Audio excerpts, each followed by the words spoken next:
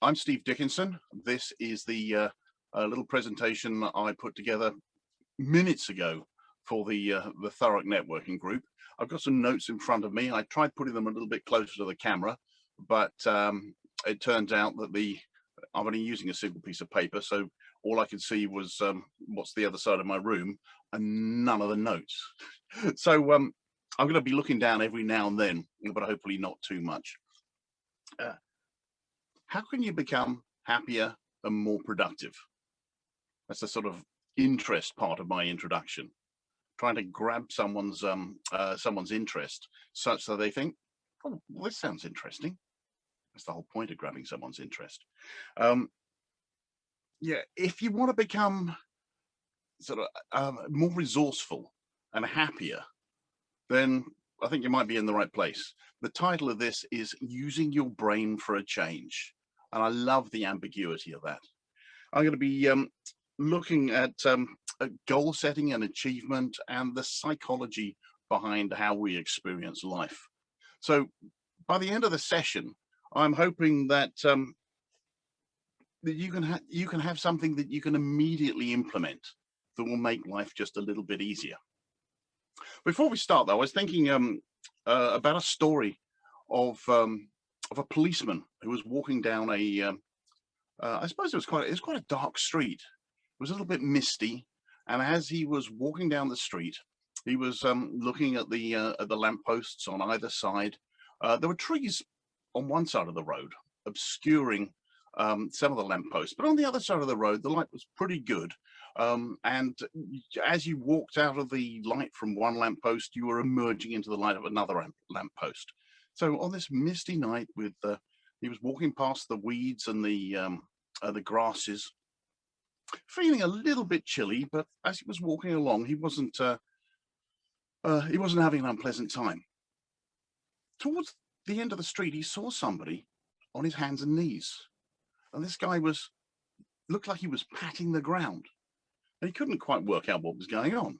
So he got a little bit closer, and it was obvious the man was obviously looking for something. Hang on, it was obvious the man was obviously. Yeah, I think I've emphasized that point, haven't I? Sorry. And this guy was patting around, and it just looked a bit weird. So the policeman, as he had got close enough, said, "Excuse me, sir, can I help you?" No, it's all right. I'm fine, thanks. Are you sure that I can't help you? Yeah, because you seem to be looking for something. He said, yeah. I dropped my keys. I'll be fine. So, well, I've got a torch. Is there anything I can do to help? And the guy was still saying, no, it's all right. I'll be okay. So eventually, the policeman said, well, please, can I ask, when did you last see your keys? He said, oh, it's when I dropped them. And the policeman said, well, where was that? And the answer he got was really quite startling. And I'm often startled about the way people will do things, the way I have done things in the past. It seems so clear now that that's possibly not the easiest, the best way of doing it. I'm reminded of a woman who had a diamond, and she loved this diamond. It was, she wouldn't keep it in her handbag in case she lost it. She had it in a little zip-up pocket on her jacket that she always wore. And what she loved to do was take the diamond out and show it to people. And she just loved the feeling that she would get from people seeing the diamond. It would lighten their mood. So she became the center of attention, and she was able to bring joy to other people. And they'd say, "Oh, you're so lucky to have that diamond. That is just amazing. Oh God, that's lovely." But after a while, I don't know if she had a boiled sweet in her pocket or something like that, but that diamond started getting a little bit sticky, and it was picking up bits of fluff and all kinds of detritus from inside her pocket. And it got to the point where she was showing people, expecting to lighten their day and to feel good, and they were going, "Oh yeah." It didn't have the same. It really didn't have the same reaction, or she didn't get the same reaction. So she had an idea. Why not paint the diamond to look like a ruby? So she got out some red nail varnish and she painted that diamond so it looked like a ruby. It was a little bit bigger because of the layers of paint that she had to put all over that dirt. But she still didn't get the reaction that she wanted or that she was used to. People were going, yeah, yeah, so it's a ruby. That was just an odd thing to do. I mean, I remember when I probably 21 years ago now, I went on a training course. I mean, I was expecting great things because my sister had gone on it, and she'd had a profound change in her life. It was, you know, one of those large open plan offices where you'd expect to see all the cubicles with people sitting there working away and then standing up and talking to a colleague or phoning somebody just across the room. But it was nothing like that. It was just a massive room with 230 chairs. There was a couple of microphones and a small podium. And during that time, the 3 days from 9 in the morning till midnight, so it's quite intensive, I saw people who'd had some tremendously difficult times in their lives. I saw them change during a single conversation.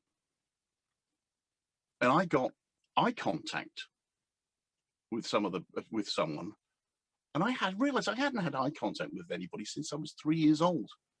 I'd always look away. I always felt that the eyes were drilling into my soul. But during that time, I discovered that you can change physically. I saw people physically change during that time. They'd have a conversation, and all of a sudden, there seemed to be a lightness in them that there wasn't there before. And I saw so many transformational results from terrible stories. All of a sudden, those stories just flipped away. And that's when I realized that you can change in a single conversation. Doesn't matter if you're just slightly anxious or if you think you're operating at peak performance, there's still room for you to get better. So, the lady with the diamond, probably the easiest thing would have been for her to have done was to have just forgotten about the varnish and just stripped away, not worried about the varnish, because she could have just washed off the dirt and let the diamond shine like it was originally. But so many of us do that. We get some kind of, when we're children, 3 years old or something like that, we get shouted at because we're going to do something dangerous. And all of a sudden we think, oh, hang on a minute, that person that loves me, that person that I really cares for me, that person that I rely on is now angry with me. And I don't like that. There must be a little part of me that's unlovable. So I'm going to hide that part from now on. And then it happens again, and there's another unlovable part. But it's not true. That's just something that we make up ourselves.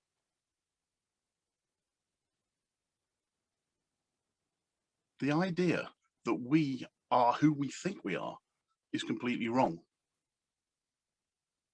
We can put up a facade and apply a little bit of varnish as to who we think we should be. But that's not really going to help us be authentic and happy within the world if we're constantly trying to put a mask on that's going to be appropriate for the situation. I mean, why not just strip off the sorry, when I think about it, a lot of leadership programming is about applying the varnish in a particular way, getting a deeper hue, just doing things just right, fake it till you make it.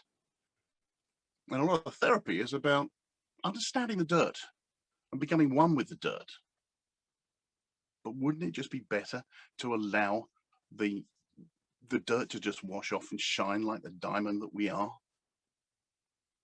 Anyway, sorry, going back to the policeman. He was walking down the road and he saw this guy gathering around, and he said, where did you drop your keys? When did you last see them? The guy stood up and said, over there by the car. The policeman looked across and he could just about see in the distance, in the darkness, shrouded with a lamppost that was shrouded by a tree, he could just about see a car. The policeman thought for a minute and said, so if you drop them over there, why are you looking over here? The guy stood up as if policeman was asking just something ridiculous. And he said, because the light's better here. He was looking in completely the wrong place because he thought it was going to be, it was the easiest place to be able to look.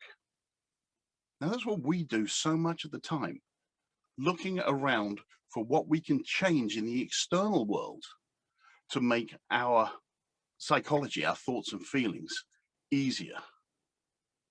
When in actual fact, if we look inside ourselves and realize that we are creating the our experience of life. I mean, the camera's going to wobble now because I'm tapping the table. I know that table is there. I felt it. I can see it. I could hear it as I hit it. But my experience of that table comes from completely within. Without thought, I don't know that that exists. I'm alive. There's some kind of energy. We're all alive. We've all got three things in common. We're all alive. We're conscious of what's we can experience, but mostly we're conscious of our own thinking. So that those thoughts and feelings, that if that were a swimming pool, we could try our best to try and change what's going on outside us, but that those thoughts and feelings are still going to be going all over the place. It's going to be quite, I mean, if it was a swimming pool, it'd be quite, it wouldn't be still. But if we go back to the moments before thought, the moment before our contaminated thinking gets in the way, then those thoughts and feelings can be really quite calm. Now, whilst I was, as a prelude to this, I thought, prelude, is that the right word? But I sent something out on Facebook about goal setting and achievement. And I talked about how you can set a goal, but you don't always get the goal that you want. You get some kind of outcome though. Some people will say, oh, well, if I didn't get my goal, it's a failure. Well, I don't think that's the case. You've got some kind of outcome and you can use that outcome. I remember, blowing doors off. Sorry, I had to quickly change that just in case I offend people by swearing.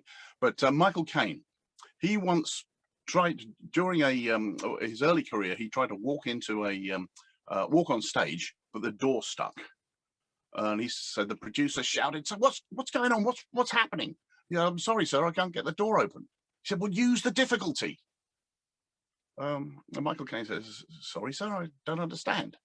Probably not in that accent, but and the producer suggested to him that if the door was stuck, he could smash the door open and come in angry. He could use that little difficulty to make the play better. Now we can all use the difficulty. I had something, I really can't remember what it was. Oh yeah, I can actually. I put a guitar hook up on the wall over there. I only had one piece of quality control to do, and that was to make sure I screwed it on up the right way. I got that bit wrong, and I was so frustrated because I had to unscrew it. The bits fell down inside the wall. I had to go off and get some more things. But I know that story, I'm going to be able to use that as a coaching metaphor. So it wasn't a failure. It was just something that happened. And I'm going to use that to make things better. Anyway, one of the things that, or the thing that I sent out on Facebook was about the well-formed outcome. And I mentioned 9 areas about goal setting, about trying to create an outcome that you want. The first one was, what do you want? Not what you don't want, but what do you want? It's something, you know, if someone says, oh, I want to lose my weight. Well, that's, how do you focus on that? How do you create that? Especially, I want to lose my weight. It's like there's an ownership to it. My weight. Why would I want to lose something that's mine? You know, if you see someone up a ladder, it's probably best to say hold them tight rather than don't fall. Focus in on what you actually want. So that's one of the key things of setting a goal. Work out what it is you want in sensory-based terms. How could you describe it? Then how will you know when you got it? What evidence are you going to have that you've actually reached your goal? Then obviously the specifications, the how, when, which, where. Just be really specific about what you want. And I gave out some questions, which I think some of them are really quite difficult to answer because there's kind of a double negative in them. But I recommend you have a look at the stuff that I put on Facebook for that. Another thing is, do you have the resources to be able to do it? Do you have the money? Do you have the time? Do you have the people that could help you? But one of the most important things is ecology. Does it actually fit in with your life? Does it fit in with you as a person? It's all very well saying, oh, well, I want to do this, but not being the type of person that really wants it, not being the type of person that is going to integrate it into their life. Another aspect, and this is so important, is if you set a goal, is it in your control? I know someone might set a goal and say, I'm going to pass my driving test. Well, it's not up to them whether they pass or fail. It's up to the driving instructor. A better goal would probably be, I'm going to do something every single day such that when I get to my driving test, I am going to be the most prepared that I could possibly be. Now, the outcome, they've achieved their goal by doing that. The outcome might be they pass or they fail, but they have actually achieved their goal. That's the difficulty with setting a goal rather than having a project. If you set a goal, you're a failure until you've reached that goal. Whereas if you're working on a project towards an outcome, then you're a success every time you achieve something, every time you do something. So after ecology, and I've mentioned this a little bit, your identity. Does this goal fit in with who you are? And further than that, does it fit in with not just who you are, but with who your local community see you as? Not when I say community, I don't just mean strangers in your geographical area. I mean the people you know, the people you love, the people that love you. Does this goal fit in with that? Because sometimes people will suggest that, maybe you're doing something, maybe you're trying to overachieve, and you might not be able to do that. I remember one of the things that has caused me or focused me on achieving something was my mother's misunderstanding of music. She was classically trained pianist. She didn't understand jazz or blues. When I said I wanted to learn to improvise, she said, "Oh, darling, I don't think you'll ever be able to do that." Now, at the time, I took it as a slight as to who she thought I was. And so I focused really hard on being an improvisational guitarist, to the point where I very rarely play a song all the way through because I'm just improvising all the time. It's just the fun of it. Now, she didn't mean to do that, but it was my interpretation. It was my thinking, my reality. As I said earlier on, your thoughts create your life. You build life out of thinking. You're consciously aware of it. But let's another thing. Looking at as we understand things, we are kind of, I can't remember the guy's name, but we are thinker provers. If we think something, we look around for proof that it is true, whilst completely ignoring all the evidence to the contrary. So if you think, oh, I messed up there, you go, oh, look around, oh yeah, that person's got their arms folded. They might just be cold. But so I'm hoping that you guys you have had some kind of goal involved. Some kind of goal that you wanted to think about achieving.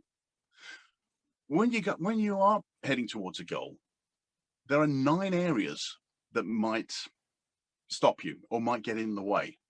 I mean, it's like one of the key questions of a coaching session. What do you want? How will you know when you've got it? And what stops you? Now, I've found that there are 9 areas of things that will get in the way. One of which is information.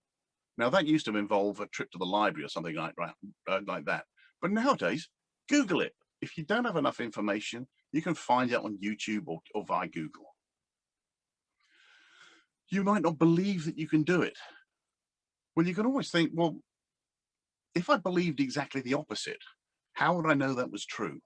And so you can always flip a belief on its head and just check things out.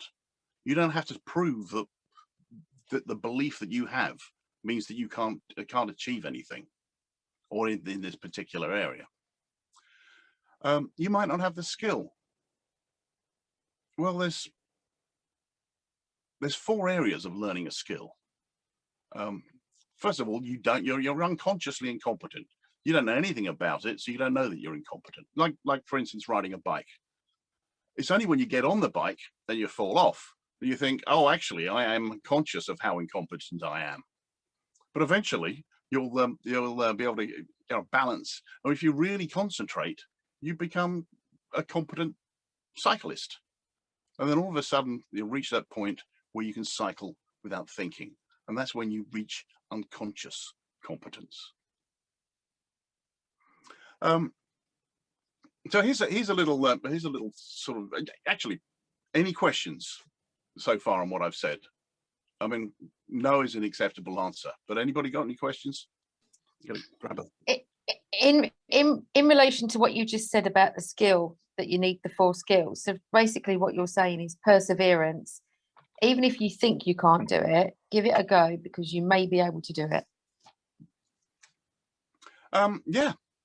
Yes, you be curious about it. You don't have to think, okay, well, that's it.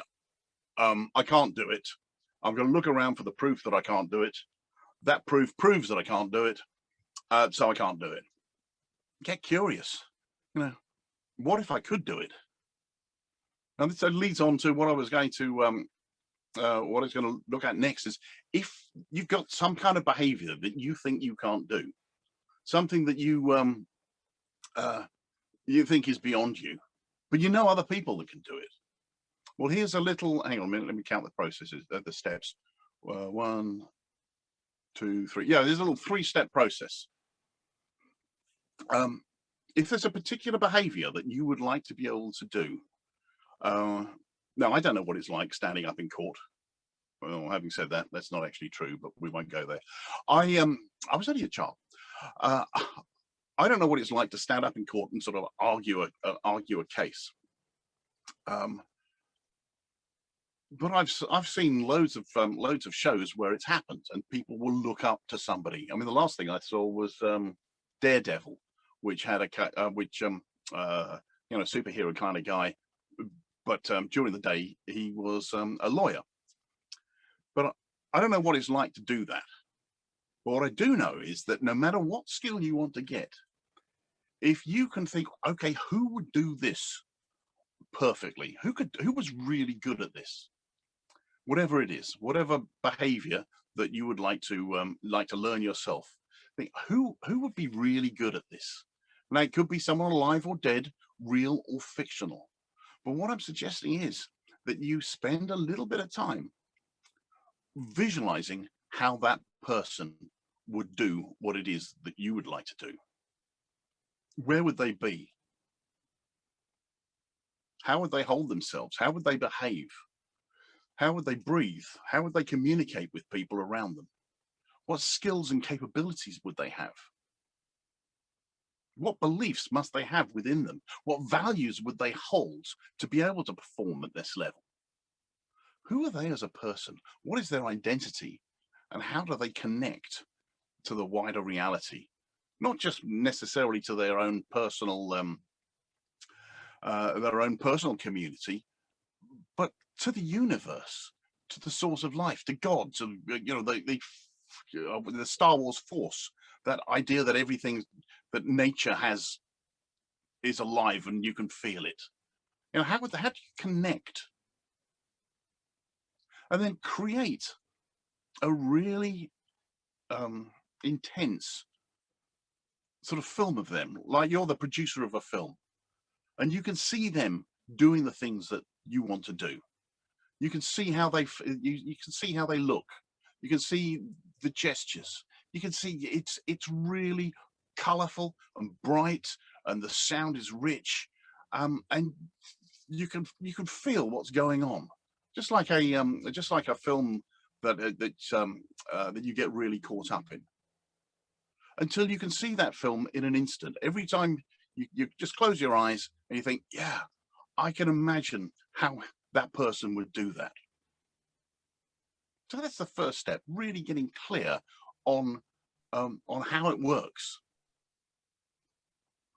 The next step is to replace that person with yourself and see yourself doing exactly those same things, being in that environment, behaving in that way. The way that person held themselves, you hold yourself as well. The way you communicate with people, the way people offer you respect, the things that you would have to believe and really value in order to be able to achieve that. Who would you be as a person as you're looking at yourself on that sort of the cinema screen of your mind? And how would you connect to the universe? I mean, when I say that, I mean, I, I know this ring is gold and it was forged in the heart of a sun, which then had to explode in order to make that. We are made of hydrocarbons. Hydrogen has been around since the beginning of the universe, 13.5 billion years. And the carbon that we had, that we are created from, has been around or is forged in the heart of a sun. So we are made of stardust. We're not individuals living in the universe. We are part of the universe.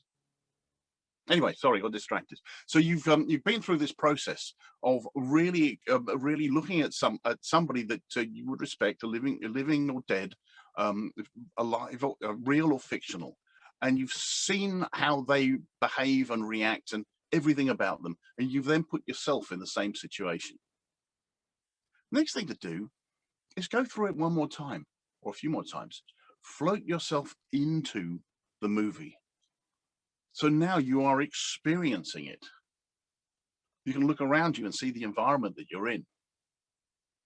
You can recognize how you're behaving, how you're communicating with people, how people are looking into your eyes, or however it's working. You can experience that because you know deep down inside you that you have the beliefs and the values that enable you to be able to do this. Because it is who you are. You have an identity that enables you to achieve those things that you want to do. And you're connected to people at a spiritual level that you hadn't actually experienced before. Now, as you think about that, what I'd like you to do is notice a feeling within your body. Notice that feeling of confidence and happiness and identify its location. Whereabouts is it within you? Any feeling that you have, the chances are there will be some kind of movement. Well, I know some people where it sort of pulsates like that, other people where it's spinning within them. What I tend to have is just a movement within my body. It's either going one way or the other way. That means it's kind of spinning, part of it's spinning within me, and part of it's spinning outside me. But when you get hold of that really great feeling, as it spins, first of all, what shape is it? What shape is that feeling as it's moving within your body? How big is it? Where is it located? Does it move as you think about it? And here's a weird question. What color is it? If you were to really visualize that color, what would it be? How would it be doing? How would it be doing? That's, where would it be going? Now, if you want to intensify that feeling, you can will it to spin faster. And if it's a bad feeling, you could slow it down and maybe even get it to spin the other way. Well, what I suggest you do is when you get hold of that feeling and you really get connected with it, as you're visualizing yourself doing the things that you want to do, when it happens, just anchor it. Just put your finger on your forearm, maybe. I know some people will pull their earlobe to when they feel like they're at that peak feeling, or squeezing their fingers together. When I squeeze my fingers together, every time I do that, I've done it so many times before. I've had 3 images of really happy occasions: when I proposed to my wife, when I was playing with one of the kids in a swimming pool, when my daughter was on stage singing a cappella. I bring those feelings in, and I squeeze my fingers, and that means any time I want to feel happy, I can squeeze my fingers, and I'm just joyous. Doesn't matter what's going on. But anyway, get that feeling, anchor it by touching your forearm, and if you want to increase it, slide it up. It's like turning up the volume of the feeling, just by sliding it up towards your heart. But if there's something going on that's bad, you can slide it down. You have the thing about mindfulness, and it gives you the opportunity to take yourself away from your existing thinking, because I said your thoughts create your reality. So where was I? And yeah. So when we're looking at achieving goals, what I'd like you to imagine is your timeline. If you were to look to the future, where would the future be? If you could imagine sort of floating away from your timeline, and you could see the future out in front of you, to the side of you, wherever it's going to be. If you could see the future and you could look at your whole life almost like thinking like a whole lot of index cards for every single day. Some of them might be behind you, might be off to one side or the other. But if you could float above your timeline and go out to the future and see what it would be like to have achieved your goal, where would you be? How would you be behaving? What values, or what skills and capabilities would you have? The skills that you have now that you're using then in the future, or the skills that you've developed since that you're comfortable using? To really imagine, or go out to a time where you have achieved this particular goal and you're feeling really great about it. And then if you were to come back sort of 80% towards now, or if you were to come back, let's say, to the last hurdle that you would have had, knowing that you've already reached your goal, knowing what you know now, how would you behave? Where would you be? What would you believe? What skills and capabilities would you have? Who would you be when you were 80% towards your goal? Then coming back a little bit further, who would you be when you're 50%? Basically, you can create a roadmap as to how to achieve what you want to achieve by looking at what's happened once you've achieved it, and then working back to see all the steps. And that means when you come back to now, you will have the opportunity to know exactly what your next creative step is. So when you think out of the future and you imagine, only as quickly as you can imagine, everything that you need will be available to you, what do you see? What will you feel? What will you hear? Who will you be?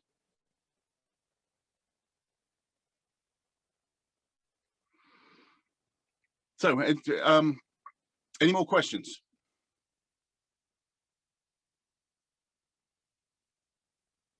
Okay, I'm going to go with that. So, I suggested that.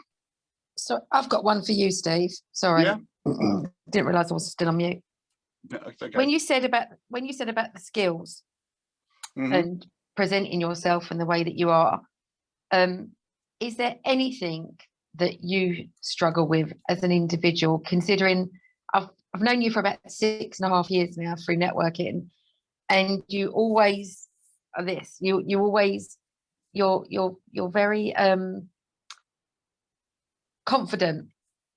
I never see you fail, not fail, but I never see you go down with that confidence. Whereas with me, yeah, I do hearings now all the time by Zoom, and not Zoom, but on not video link, but BT Meet Me, and you still feel that you're standing in front of someone and doing that. And sometimes you just I think in what you've just said about visualize you're someone else. I can do that, which is a good way for doing it. Because to be honest, I'd visualize myself as you some ways, because you literally are so good at presenting and stuff like that, that I don't ever see you struggle with that. Is there any time that you do struggle with that? Oh yeah, absolutely. The number of occasions when I've been on, even on these calls, where as I've started talking, the degree of anxiousness has crept in, and I've lost the ability to find the word that I want, or I mean, they used to call me, one of the companies I work with, I was called Tangent Man, because I was just flying off at a tangent, and then I go, oh man, why am I here? I can't remember. So even, you know, doing this now, I've continually had these thoughts within me suggesting that, you know, am I doing this right? But those are, the thing is, all those anxieties that I've been experiencing, or that I could have been experiencing whilst I was talking, have been, I've pushed to one side, because I know they're created by my own thinking. And my life, my experience of life is based in thought. As I said, it's not the table that I can see, that my experience of this table is created from within me. It's my own thoughts.